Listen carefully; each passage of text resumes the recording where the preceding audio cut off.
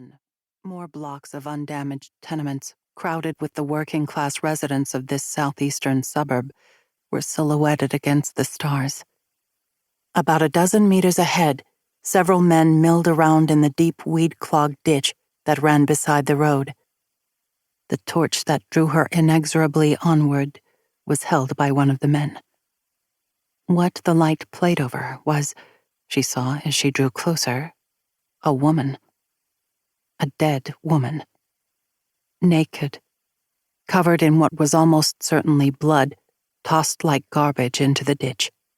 Probably from an automobile, although a quick glance around confirmed the presence of an elevated railway almost directly overhead, so an ejection from a train car was another possibility.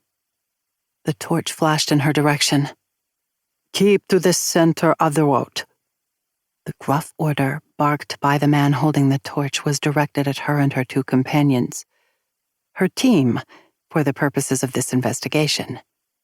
Pia Anderson and Jens Muller, weighted down with equipment as they walked a pace or so behind her, were fellow academics at the University of Copenhagen. Each was highly accomplished in fields far removed from her own, and right now, both had an urgent reason to flee Denmark. "We need your help," Pia's desperate plea whispered as she dragged Jens into Elin's office minutes after Elin herself had arrived at work Wednesday morning, had been impossible to refuse. Not that she'd even thought of refusing.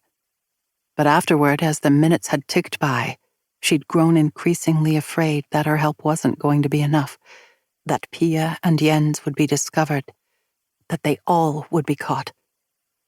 So when the opportunity had presented itself, she'd acted on a spur-of-the-desperate moment flash of inspiration and used the clout afforded by her unwanted celebrity to get Pia and Jens out of Copenhagen by bringing them with her.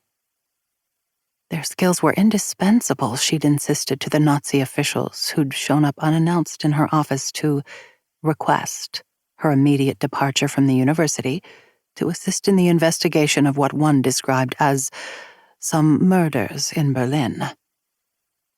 If that was, the Germans desired a quick resolution to the matter. It seemed they did. The necessary travel papers had been issued, and the three of them had been whisked away from the university and given just enough time to make personal arrangements, which, for Elin, meant seeing to the safe disposition of Niles, and pack their bags before being shepherded onto an airplane and flown to the last place on earth she would have chosen to go. Berlin. Being back here made her chest feel tight. But she wasn't going to let it throw her off balance. She was going to let the past stay in the past and concentrate on the here and now. On this murder.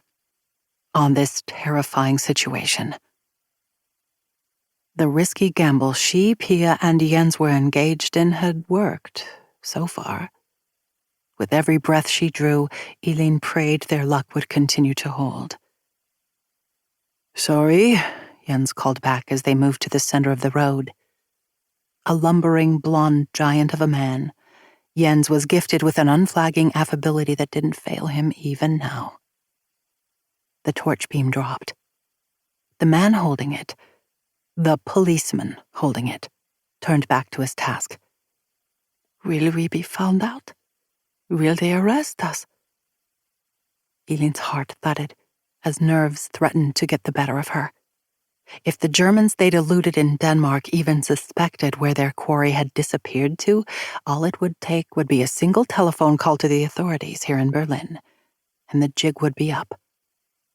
Now that total power was theirs, the Nazi occupiers were cracking down hard on those caught participating in the Danish resistance, or aiding any participants in the Danish resistance. And back in Copenhagen, acting on a tip from an informant, the Germans had already shut down the university while conducting a furious hunt through students and staff for members of the Halka resistance group who were wanted in connection with the dynamiting of a factory some 36 hours before, and the linked assassination of two of the thousands of German soldiers currently occupying Denmark. One of the conspirators